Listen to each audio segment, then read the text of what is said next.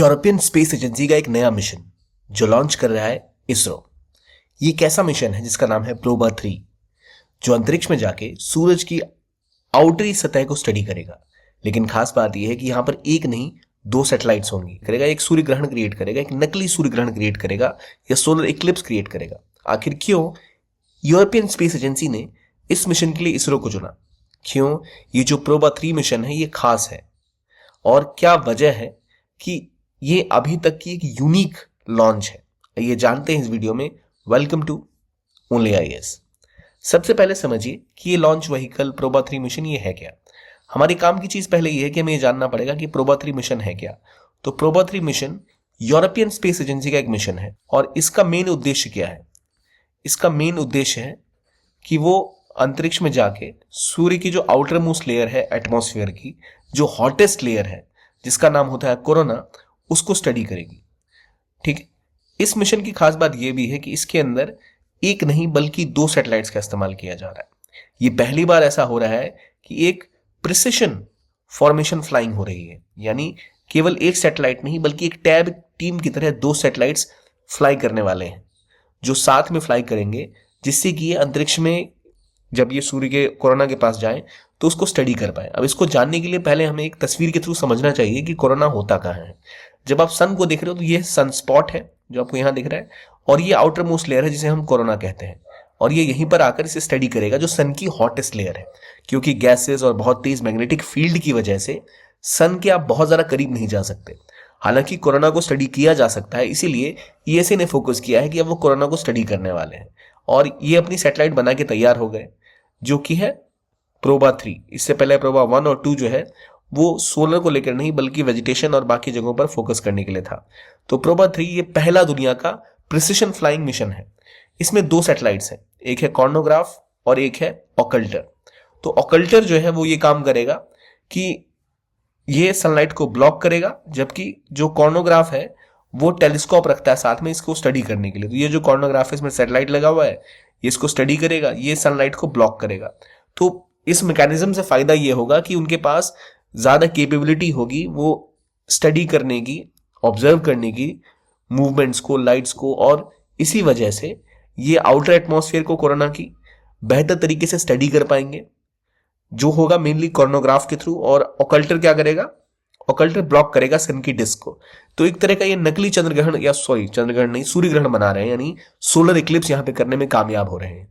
क्योंकि एक तरह से ये सन की रेस को रोक रहा है तो यहां पर इसके ऊपर छाया पड़ रही है, तो फिर वो उसको इस तरह से स्टडी कर सकते हैं, या ये लोग इस चीज को मैनेज भी कर पाएंगे कि कैसे ऑपरेट करेगा। ठीक है। तो ये तो हो गया यूरोपियन स्पेस एजेंसी का मिशन, जिसमें एक ऑकल्टर है, एक कॉर्नोग्राफिक सैटेलाइट है। इसका काम क्या है कि ये वहां के आसपास की चीजों को, कोरोना को खासतौर पे स्टडी करेगा। और ये पहली बार हो रहा है जब एक प्रिसिशन फॉर्मेशन फ्लाइंग मिशन किसी स्पेस एजेंसी ने लॉन्च किया है। तो आपको नासा के साथ कंफ्यूज नहीं होना है। अब इसकी खास बात ये, लॉन्चिंग कहां से हो रही है? लॉन्चिंग हो रही है श्रीहरिकोटा। और कौन कर रहा है? तो इसरो कर रही है। लेकिन जब आप नाम पढ़ेंगे तो ये जो प्रोबा 3 मिशन है ये असल में पार्टनरशिप में हो रहा है। किसके साथ पार्टनरशिप हो रही है? स्पेस एक्स के साथ नहीं, पार्टनरशिप हो रही है इसरो की एक कॉमर्शियल विंग के साथ जिसका नाम है एनएसआईएल। तो अगर आपसे पूछे कोई कि एनएसआईएल किससे जुड़ी हुई है तो एनएसआईएल इसरो के साथ ही जुड़ी हुई है। एनएसआईएल मतलब न्यू स्पेस इंडिया लिमिटेड, जो इसरो की कॉमर्शियल विंग है। अब इसरो को एक कॉमर्शियल विंग बनाने की क्या जरूरत पड़ गई? देखिए इसरो का काम क्या है। इसरो एक ऐसी स्पेस एजेंसी है जो इंडियन गवर्नमेंट की स्पेस एजेंसी है, जिसका मुख्य उद्देश्य है स्पेस एक्सप्लोरेशन, रिसर्च और ऑब्जर्वेशन, सैटेलाइट, इन सब के ऊपर काम करना। लेकिन अब बात यह आ चुकी है, इन सब के कारण इसरो ने कैपेबिलिटी बना ली कि वो अपने सैटेलाइट्स को अंतरिक्ष में लेके जा सकती है। अब कई ऐसी कंपनीज हैं, कई ऐसे यूनिवर्सिटीज हैं, कई ऐसी कंपनीज हैं जिनको खुद के अपने सैटेलाइट्स अंतरिक्ष में लॉन्च करने हैं या उनको खुद को स्पेस एक्सप्लोरेशन करना है। तो उसके लिए उन कंपनीज को जब अपनी सैटेलाइट लॉन्च करनी होती है या ऑब्जर्वेशन सैटेलाइट लॉन्च करनी है, तो दुनिया के जो स्पेस लॉन्च व्हीकल्स हैं उनको उन्हें डिप्लॉय करना पड़ता है। और स्पेस लॉन्च व्हीकल बनाना कोई आसान काम तो है नहीं। तो वो किसी ऐसी कंपनी के पास जाएंगे जो ये काम कर रही है ऑलरेडी। तो ऑलरेडी जैसे नासा हो गई, इसरो हो गया, ईएसए हो गया, ये तो नेशनल गवर्नमेंट्स की थी। लेकिन अब कई सारे से प्राइवेट प्लेयर्स भी आ चुके हैं जो ऐसे लॉन्चेस को पूरा करते हैं। जैसे कि सबसे फेमस कोई है तो स्पेस एक्स, फिर ब्लू ऑरिजिन, ठीक है, बोइंग, ठीक है, और इवन अगर आप व्हीकल्स की बात करो तो सोयूज जो रशिया का लॉन्च व्हीकल है वो भी काफी प्रचलित है, चाइना की मैक्स सीरीज है वो भी काफी प्रचलित है। तो इन तरह के प्राइवेट कई सारे प्लेयर्स आ चुके हैं और ये मार्केट बहुत बड़ा हो चुका है। बिलियंस ऑफ डॉलर्स का मार्केट है कॉमर्शियल स्पेस लॉन्च का, जो रिसर्च नहीं बल्कि पैसे कमाने के उद्देश्य से किया जाता है। तो यहां पर इसरो को लग रहा था कि भाई हमसे सस्ता तो कोई भेज नहीं पाता अंतरिक्ष में मिशन, तो क्यों ना हम इसका फायदा उठाएं अपनी एक्सपर्टीज का। तो उन्होंने अपनी कॉमर्शियल जो विंग थी उसको अब NSIL के नाम से लॉन्च किया, पहले अंतरिक्ष के नाम से थी एक। तो NSIL के साथ ESA, यहाँ पर NSIL इसरो का ही सब कॉम्पोनेंट है जिसके साथ यूरोपियन स्पेस एजेंसी की पार्टनरशिप हुई और उन्होंने कहा कि भाई ये मिशन हम करने वाले हैं। पर पॉइंट ये है कि भाई इन्होंने इसके लिए इनको ही क्यों चुना, स्पेसएक्स को क्यों नहीं चुना, या फिर बोइंग की मैंने बात की या मैंने बात की जो सोयूज है उसका इस्तेमाल क्यों नहीं किया। तो देखिए PSLV जो लॉन्च व्हीकल है या इसरो का जो लॉन्च व्हीकल है, ये इंटरमीडिएट और स्मॉल सैटेलाइट्स की लॉन्च के लिए सबसे सक्सेसफुल में से एक माना जाता है। इसकी सक्सेस रेट है 97%। अगर हम कंपेयर करें सोयूज से या फिर स्पेसएक्स के फॉल्कन रॉकेट से जो बहुत ज्यादा भारी और हैवी मिशंस करने में भी कामयाब होता है, उनके साथ एक चीज बहुत जरूरी है कि पर कैपिटा या पर आप वॉल्यूम अगर हम बात करें तो बहुत सस्ते दरों पर स्पेसएक्स मिशन पूरे कर पाता है। लेकिन जब स्पेसएक्स के मिशन अगर ESA ही करता तो उनको अगर बड़े मिशन होते हैं या बहुत छोटे मिशन तो अपने साथ 2-4 और लॉन्चिंग हो जाती है तो सैटेलाइट का पैसा निकल जाता है। लेकिन क्योंकि इतना इंटरमीडिएट और स्मॉल लेवल का सैटेलाइट था कि वो फाइनेंशियली फिजिबल नहीं था कि स्पेसएक्स के साथ वो जाए, और प्लस उन्हें ये दिख रहा था कि PSLV बहुत ज्यादा सक्सेसफुल लॉन्च व्हीकल है, इसरो का अपना खुद का प्रूवन ट्रैक रिकॉर्ड रहा है। और जिस चीज की स्टडी ये करना चाहते थे, किसकी स्टडी ये करना चाहते हैं, ये स्टडी करना चाहते हैं कोरोना को लेकर। और कोरोना की स्टडी ऑलरेडी उसके ऊपर इसरो एक सक्सेसफुल मिशन भेज चुका है जिसका नाम है Aditya L1। Aditya L1 mission launch हुआ था जो कि एक ऑब्जर्वेशन क्लास सोलर मिशन था जो सन की कोरोना को ही मेनली स्टडी कर रहा है। तो ऑलरेडी ये लैग्रैंज पॉइंट पर जाके प्लेस हो चुका है। लैग्रैंज पॉइंट वो जगह होती है जहां पर ग्रेविटेशन फोर्स कैंसिल आउट हो जाते हैं, तो आपको सैटेलाइट बस वहां पे जाके रख देनी है, ठीक है।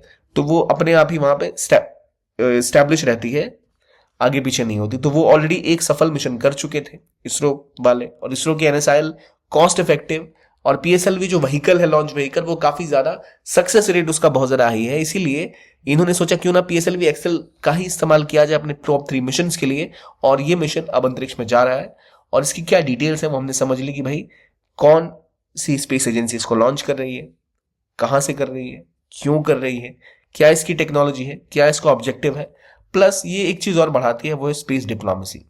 भविष्य में अगर भारत के साथ किसी देश को और कनेक्शंस बढ़ाने हैं तो उस कनेक्शंस को बढ़ाने के लिए कई तरीके होते हैं। लोग क्रिकेट डिप्लोमेसी करते हैं, बिरयानी डिप्लोमेसी करते हैं, क्रिकेट मैच खेला, लोग एक दूसरे के बारे में जानते हैं, टूरिज्म बढ़ता है।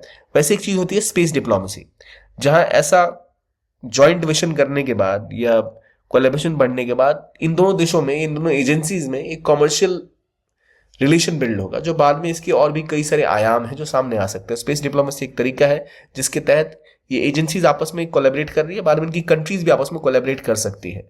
तो ये है प्रोबा 3 मिशन। और एक बहुत बड़ी बात है, जो इंडिया की जो इसरो है उसकी NSIL सब यूनिट है वो ऑलरेडी अब बड़ी बड़ी कंपनीज के साथ compete कर रही है। हालांकि इसरो के सामने समस्या ये है कि बड़े जो लॉन्चेस होते हैं उनमें अब इसरो पिछड़ रही है स्पेसएक्स के मुकाबले, क्योंकि वो ज्यादा कॉस्ट इफेक्टिव और रीयूजेबल रॉकेट्स का इस्तेमाल करते हैं जो अंतरिक्ष में उड़ने के बाद दोबारा आकर फिर उसी जगह खड़ी हो जाती है। तो इसलिए ये समस्याएं हैं, पर अभी तक एक सक्सेसफुल मिशन है जहां SpaceX को भी उन्होंने मात देने में कामयाबी हासिल की है।